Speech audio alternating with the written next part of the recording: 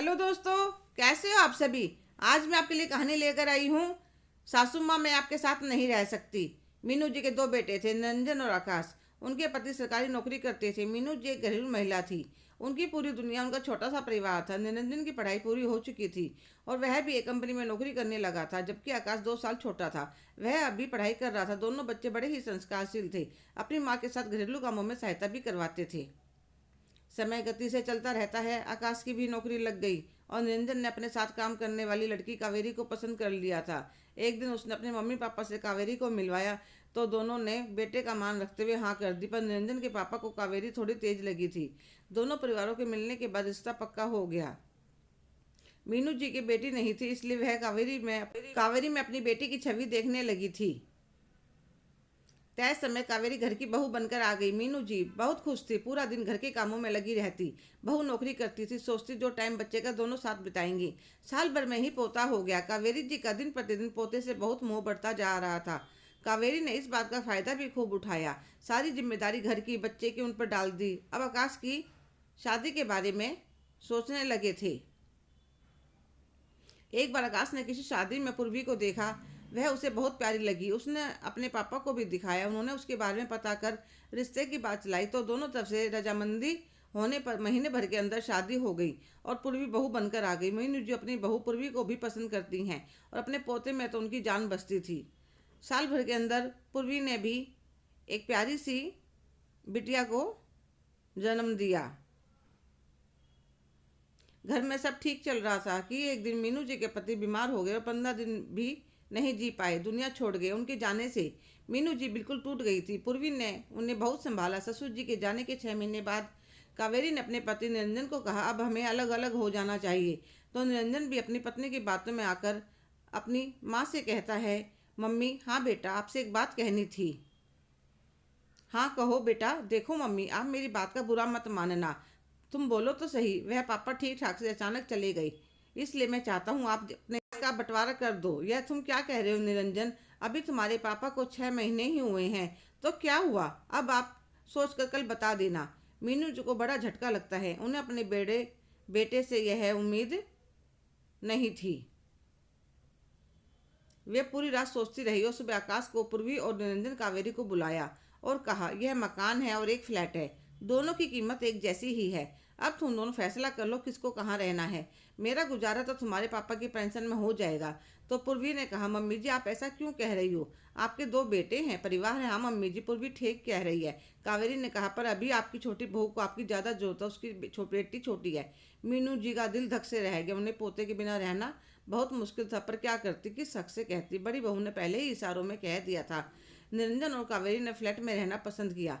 हफ्ते बाद वे बेटे अनमोल को लेकर चले गए। 2-4 महीने तक तो मीनू जी बड़ी मुश्किल से काटी। पूर्वी समझती थी, पर क्या करे, बिटिया को उनके साथ बिठाकर उनको दिल लगाने की कोशिश करती थी। अब बेटी भी 3 साल की होने वाली थी। एक दिन पूर्वी ने बताया कि वह प्रेग्नेंट है।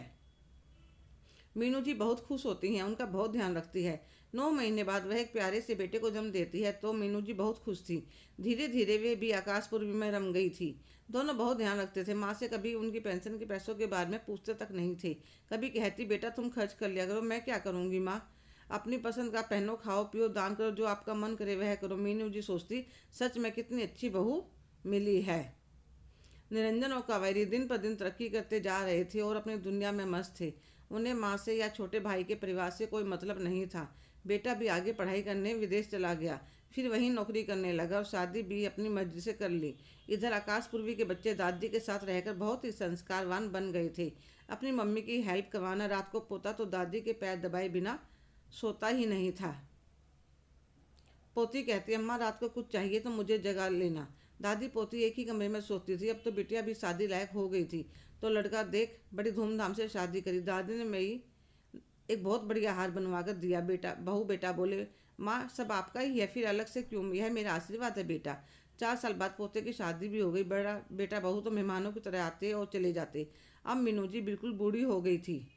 पोते की बहू अपनी सासू माँ को इस उम्र में भी अपनी सासू माँ की सेवा करते देख सोचती कि अभी भी अपनी सासू माँ का कितना ध्यान रखती हैं और बिना उनकी सलाह के कोई काम नहीं करती। धीरे धीरे नई बहू भी घर के संस्कारों में रंगने लगी। नौकरी करती थी, फिर भी अपनी जिम्मेदारियां अच्छी तरह समझती थी। सब बढ़िया चल रहा था। मीनू जी बहुत खुश थी। ऐसा परिवार कितना मान आदर करता है। पर कभी कभी अनमोल बहुत याद आता था, पर वह तो दादी क्या माँ बाप को भी भूल चुका था। अपनी पत्नी और बच्चों में खुश था। निरंजन और कावेरी भी रिटायर हो चुके थे। अब निरंजन भी थकने लगा था। बहुत पैसा कमाया पर अपनों का साथ नहीं कमा पाया। पूरा दिन इतना बड़ा घर लिया था, नौकर थे। एक दिन निरंजन ऐसा गिरा कि दोबारा उठ नहीं पाया। बेटे का दुख माँ के कानों में पड़ा तो बेटे के साथ माँ भी चली गई। अब इतने बड़े घर में कावेरी अकेली रह गई थी। दिन तो किसी तरह कट जाता पर रात काटना मुश्किल हो जाती। एक दिन उनकी तबीयत ज़्यादा खराब हो गई तो घर के नौकर उन्हें अस्पताल ले गए। उन्हें कमरे में शिफ्ट किया गया। इलाज होने लगा पर अपने अकेलेपन से डर लगने लगा था। वे डॉक्टर से बोली, मुझे कहीं बेड वाले कमरे में शिफ्ट कर दीजिए, यहाँ मेरा दिल घबराता है। तो डॉक्टर ने शिफ्ट कर दिया। उनके बराबर वाले बेड पर कोई उनकी हम उम्र औरत थी जो बीमार थी, पर उसके बेटा बहू पोता पोती मिलने आते। कहीं कहीं घंटे बैठे रहते, जोक सुनाते तो उसे अपने बेटे बहू पोता पोती की बहुत याद आती। पर किस मुंह से उन्हें कहे कि तुम्हें मेरी कोई चिंता नहीं है। जब उसकी दादी उसके लिए तड़पती थी तो वह मिलने की जिद करता तो वह जाने नहीं देती थी। अब पता चल रहा है बुढ़ापा और अकेलापन क्या होता है। कई दिन हॉस्पिटल का खाना खाकर वह दुखी हो चुकी थी। आज उनके मुंह का स्वाद बहुत कड़वा हो रहा था, पर किससे कहे। इतने पूर्वी उनसे मिलने आती है और एक केतली में घर का बना सब्जी का सूप लेकर आई थी। तो कावेरी कहती है, पूर्वी तुम्हें कैसे पता लगा? भाभी जी कुछ सामान लेने बाजार गई थी तो घर का नौकर मिला था, उसने बताया। आप कम से कम एक फ़ोन तो करवा देती, आप अकेली यहाँ पर किस मुँह से कहती? और मैं तो सदा अपनी दुनिया मस्त रही। सासू माँ की ममता का, भावनाओं का कभी सम्मान नहीं किया। अब वही बेटा महीनों फ़ोन नहीं करता, एक बार भी हालचाल नहीं पूछता। छोटे भाभी जी आप सूप पीजिए। वह कावेरी को चम्मच से सूप पिलाते। सच पूर्वी बहुत बढ़िया बनाती हो तुम आज भी। नहीं भाभी जी, यह तो आपकी बहू ने बना कर दिया है। बोली, ताई जी के मुंह का स्वाद बदल जाएगा। पर वह तो नौकरी करती है। हाँ भाभी जी, पर रसोई के कामों में भी निपुण है। जितना हो सकता है उतनी कोशिश करती है करने की। इतने में डॉक्टर साहब आ जाते हैं तो पूर्वी कहती है, डॉक्टर साहब कब तक छुट्टी दे देंगे? कल तक मिल जाएगी। अच्छा भाभी जी, मैं चलती हूँ, कल आ जाऊँगी। आप अपने देवर के यहाँ चलना, कुछ दिन वहीं हम सब साथ रहेंगे तो जल्दी रिकवर हो जाओगी। नहीं वह मैं अपने मकान पर नहीं भाभी जी, पूर्वी बीच में उठ पड़ी। ऐसे हालात में अपने परिवार के होते हुए अकेली नहीं रहेंगी। अगले दिन पूर्वी अपने बेटे के साथ आकर छुट्टी दिला उन्हें अपने साथ ले जाती है। बहू ने गर्म पानी कर रखा था, उनका कमरा भी तैयार था। पूर्वी बोली, भाभी जी पहले गर्म गर्म पानी में नहा लीजिए। कावेरी कहती है, ठीक है।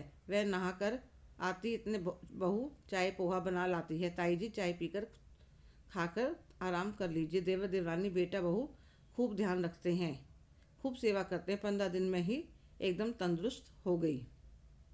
दवाई के साथ सेवा और अपनों का साथ सब मिल रहा था। एक दिन वह कहती हैं, बहुत दिन हो गए, घर भी तो संभालना है। तो देवर का बेटा कहता है, ताई जी आप अनमोल भैया से बात कर लीजिए, बाप का अकेले रहना ठीक नहीं है। कावेरी के मना करने पर भी वह वीडियो कॉल पर ताई जी से अनमोल की बात करवाता है और बताता है ताई जी कितने दिन बीमार रही। तो वह बोला, मैं आ नहीं सकता और यहाँ मम्मी का दिल लगेगा नहीं, इसलिए मम्मी आप अकेले रहने की आदत डाल ले। अगले दिन कावेरी अपना सामान लेकर चलती है। पूर्वी तुमने और बहू ने बहुत सेवा करी, भगवान तुम्हें सारे सुख दे। तो पूर्वी और उसका बेटा उनको रोक लेते हैं। भाभी जी यह घर भी आपका है? तो बेटा कहता, नहीं बड़ी माँ, आज के बाद आप कभी अकेली नहीं रहेंगी। तो कावेरी कहती है, सच पूर्वी, संस्कारों का कोई मोल नहीं होता, वह अमूल्य होते हैं। हेलो दोस्तों, कैसे हो आप सभी? आज की कहानी आपको कैसी लगी कमेंट करके ज़रूर बताइएगा। अगर आप मेरे चैनल पर नए हैं तो प्लीज़ लाइक, शेयर, सब्सक्राइब करना ना भूलें। धन्यवाद।